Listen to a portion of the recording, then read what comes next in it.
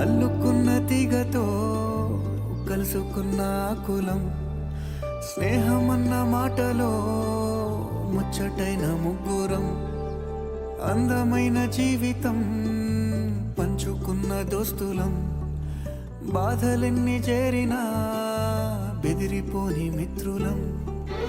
చిన్ననాటి నుండి జ్ఞాపకాలతోని కట్టుకున్న వంతెనేమైంది, ఇంతలోనే వాన తాకినట్టు ఈ కాలం కూల్చనా.